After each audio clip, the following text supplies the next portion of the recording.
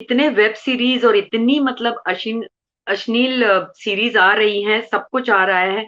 तो प्रॉब्लम ये लोग जानबूझ के क्रिएट कर रहे हैं फिल्म नहीं रिलीज करके, क्योंकि they don't want that the other, जो ये आसमानी किताब वाले जो लोग हैं, आपको लगता है कि इस वजह से ये मतलब ये लोग थोड़ा हिचकिचा मतलब थोड़ा ये कर रहे हैं, क्योंकि उनको लगता है कि उनके फीलिंग्स हर्ट होंगे, जबकि ये रियलिटी इन द वर्ल्ड है। What is happening we all can see, and what is happening in India ये भी हम जानते हैं कि लव जिहाद के नाम पे लड़कियों को किस तरीके से विक्टिम बनाया जाता है, नहीं तो और किस तरीके से। नहीं तो इनका खून खून और हमारा खून पानी, इनकी हाँ फीलिंग्स जी। फीलिंग्स और हमारी फीलिंग्स जो है वो चाय की पत्ती, जितनी मन चाहे वो डाल दो और उबाल लो पानी में। ऐसा थोड़ी ना होता है। अगर आप समानता की बात करते हो और आप बाबा साहेब आम्बेडकर के संविधान पे बिलीव करते हो, तो दोनों को एक चश्मे से देखो ना। इनकी जब तूफान आती है जिसमें लव जिहाद दिखाया जाता है, तो वो हिंदू मुस्लिम भाई भाई है। इनकी जब हम्म। केदारनाथ आती है, उसमें पंडित की लड़की को एक खच्चर चलाने वाले लड़के से। कुलकर्णी के प्यार में दिखा देते हैं, वो तुम्हारा बड़ा भाईचारा है। और हम रियलिटी दिखा रहे हैं, बच्चियों को एजुकेट कर रहे हैं। क्यों इन्होंने पैडमैन फिल्म बनाई थी सैनिटरी पैड को लेके एजुकेशन के लिए ना, तो वो अप्रूव जी। हो सकती है। तो मैं लव जिहाद की एजुकेशन दे रही हूँ, वो अप्रूव नहीं हो सकती। इन्होंने छपाक फिल्म बनाई थी लक्ष्मी अग्रवाल की स्टोरी पे, दीपिका ने, वो अप्रूव हो सकती है। और वही जब मेरी विक्टिम लव जिहाद की है और उस पे मैं फिल्म बना रही हूँ, तो अप्रूव नहीं हो सकती। दर्जनों इनको एफआईआर दे दी, दर्जनों इनको केस दे दिए। इन्होंने कहा सबूत, तो हमने सबूत दे दिए, फिर भी लिख कर नहीं दे रही है, क्यों? और मैं जी। अब तक चुप रही। अगर आप देखेंगे, मैं पिछले 2 महीने से चुप हूं, और ये 2 महीने से मुझे लटकाना भटकाना अटकाना कर रहे हैं। और कल मेरी 8 तारीख रिलीज डेट चली गई। मेरे लिए मेरा बहुत बड़ा पर्व है, मेरी नवरात्रि, मेरी माँ। सही और बात। उस दिन मैं रिलीज करने की घोषणा करती हूँ, और मैं उस पे हम सब एक सेंटिमेंट से जुड़े, रिचुअल सेंटिमेंट से, रिलीजियस सेंटिमेंट से, कि हम एक छोटी सी साइकिल भी खरीदते हैं तो मुहूर्त देखते हैं और अच्छा दिन देखते हैं। हम घर में एक बर्तन भी लाते हैं तो अच्छा दिन देख के लाते हैं।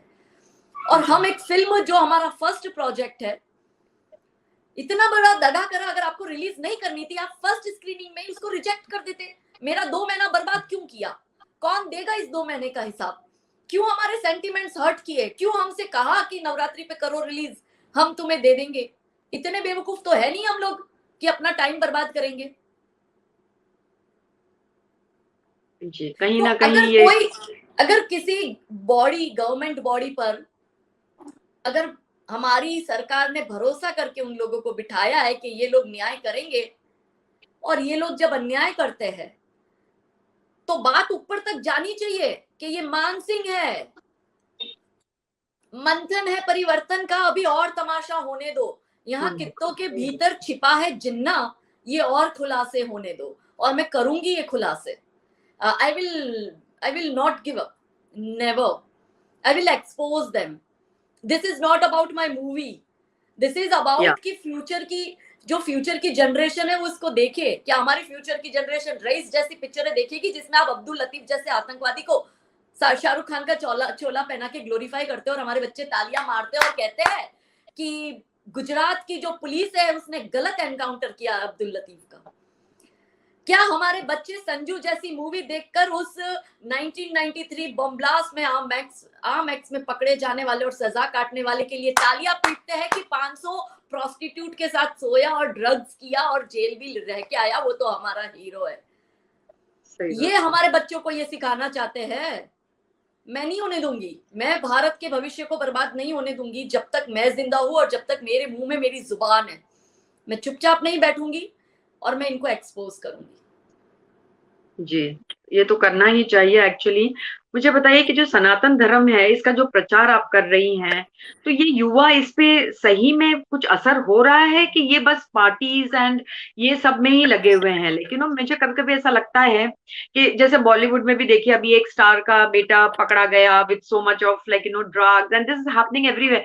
तो क्या कुछ असर इन लोगों पे होता है? मैं ये नहीं कहती हूँ कि आप पार्टी मत करो, बट कहाँ लिमिट है, और कहाँ हमको हमारे बच्चों को सिखाना है दैट सनातन धर्म के बारे में, so that they know what exactly. अभी क्या है कि बच्चे भी बहुत ज्यादा, मुझे लगता है कि कोई कोई कंफ्यूजन में रहते हैं ये लोग। ये खुद रेडिकल करते हैं और दूसरे जब करते हैं तो उसका जवाब नहीं दे पाते।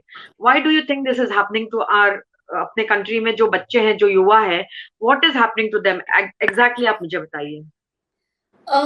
मैम मैं आपको है ना सच बताती हूँ, मैं अभी इतनी जगह स्पीचेस देती हूँ, स्पेशली मैंने कॉलेज और स्कूल को टारगेट किया है, क्योंकि वो जो हमारे जी बच्चे होते हैं वो बड़े जी इन्फ्लुएंस हो जाते हैं बॉलीवुड से।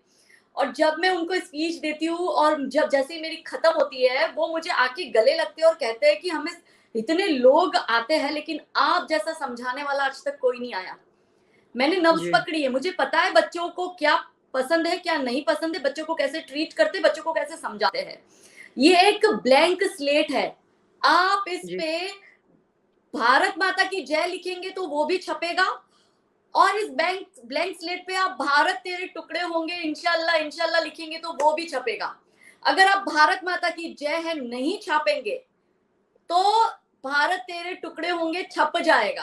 सब जाएगा। और अगर ये छपता है तो इसमें आपके और हमारे जैसे लोगों की गलती है कि हम हमारे बच्चों को ये समझाते नहीं है। हमारा देश, हमारा गौरव, हमारा इतिहास, हमारा कल्चर, जी हमारे रिलीजियस बिलीफ, हमारे रिचुअल्स। तो मैं ये बताती हूँ कि जैसे अभी मैं एक प्रोग्राम में गई थी, वहां वहां पे 26-27 साल की बच्चियां थी। एंड जब मेरा इंट्रोडक्शन हुआ एंड फिर मैं ना हर जगह जाती हूँ तो बच्चियों को टास्क दे के आती हूँ कि आपको ये काम करना है, तो वॉलेंटियर मैं फाइंड आउट करती हूँ, लड़कियां खुद अपनी मर्जी से आती है। और उसमें जो एंकर था वो नाम पूछ रहा था, तो स्पॉन्टेनियस सभी लड़कियों ने अपने नाम के पीछे हिंदुस्तानी बोला। और इतनी हाँ खुशी हुई कि देखो ऐसे प्रभाव पड़ते हैं। ये स्पॉन्टेनियस प्रभाव था कि अगर ये काजल हिंदुस्तानी हो सकती है तो तो मैं हम क्यों नहीं फिर हो सकती। तो वो भाव तो आपको जगाना पड़ेगा, और वो जी अगर हम नहीं जगाएंगे तो ये लोग जगा देंगे। तो अब तो हाँ हमें सोचना है कि हमें हमारे बच्चों को इनके भरोसे छोड़ना है या ये कमान हमें अपने हाथ में लेनी है, क्योंकि एक जो महिला है ना वो एक पूरा जनरेशन जन्म देती है। सही मैं बात मेरे है। मायके को भी संभाल रही हूँ, मेरे ससुराल को भी संभाल रही हूँ।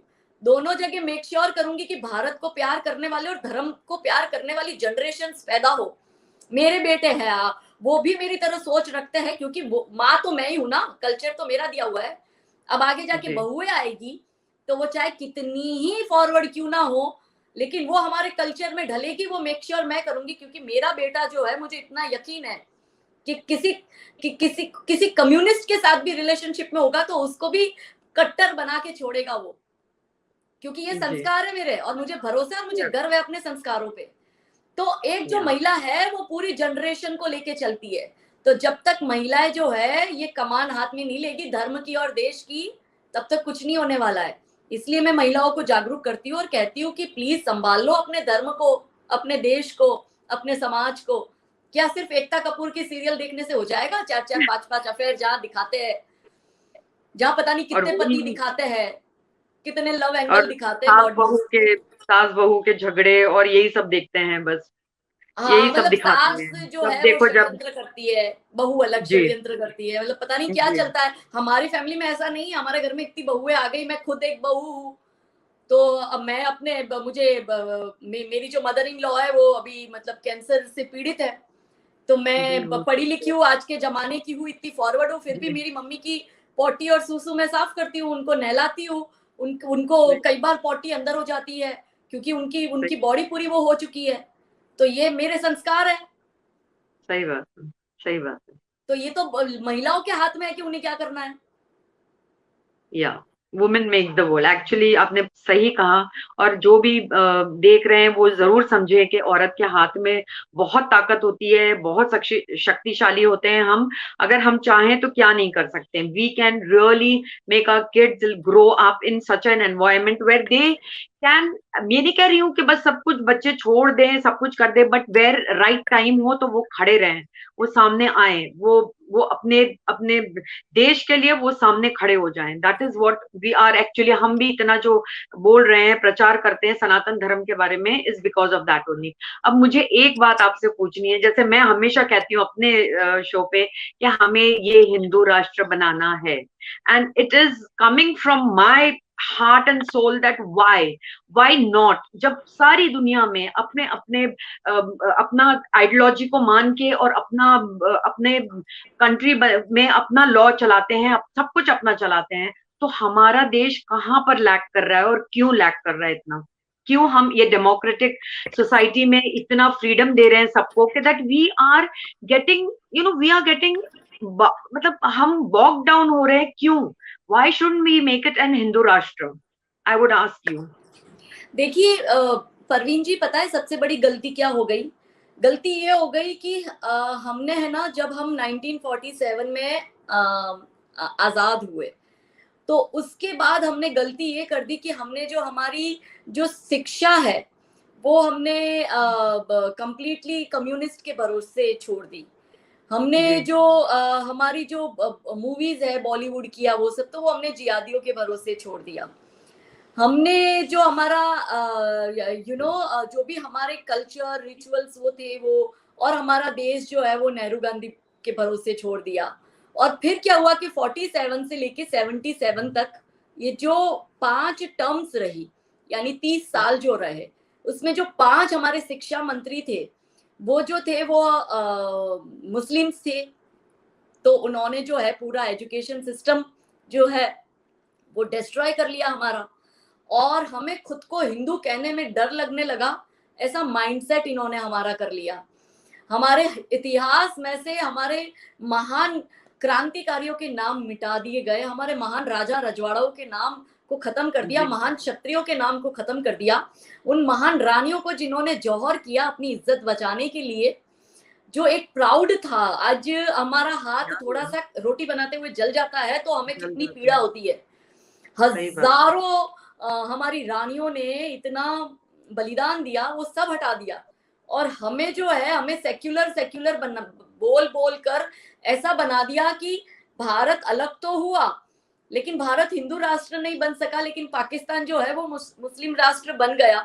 बन और गया, यही सही। जो और यही जो लोग वो 47 में यहाँ रह गए थे, वो अब ये क्या कहते हैं कि हिंदुस्तान किसी के बाप का थोड़ी है। पर हाँ मैं कहती हाँ, हूँ कि मुझे अभी जिनके आया अब्बा, भी है। मैं कहती हूँ India कि will जिनके never become Hindu Rashtra. Somebody has written here, Ahmad Dehlvi, Hindu can never become राष्ट्र, हिंदू राष्ट्र। मतलब अच्छा, इनको पहली बात तो रहते यहाँ हो, खाते यहाँ का हो, नमक यहाँ का खाया है, लेकिन इनमें कोई मतलब कोई गैरत नहीं है। बस हमेशा देखो तो इनको यही है कि मतलब कैसे रेडिकल करें, कैसे हम कॉन्स्टिट्यूशन को नीचे रखें और हमारा लॉ ऊपर रखें, ये शरिया लॉ देखो, जो ये है, इनको। ये आपको दिख रहा है ना, हमने शिक्षा जो है ईसाइयों के भरोसे छोड़ दी, हमने इतिहास कम्युनिस्ट के भरोसे छोड़ दिया, हमने फिल्में जिहादियों के भरोसे छोड़ दी, और ये देश नेहरू गांधी के भरोसे छोड़ दिया। तब आज इस बंदे की इतनी हिम्मत हो रही, तो उसको पूछो तेरा बाप दादा क्यों नहीं गया तब पाकिस्तान, यहाँ क्यों मरे पड़े थे? हाँ, और सही बात। 1947 में ले चुके जिनके अब्बा पाकिस्तान, अब उनका हिंदुस्तान थोड़ी है। हिंदू राष्ट्र तो बनेगा, बन के रहेगा, ये जन बन के आंदोलन का रूप लेना चाहिए और हिंदू राष्ट्र घोषित होना चाहिए।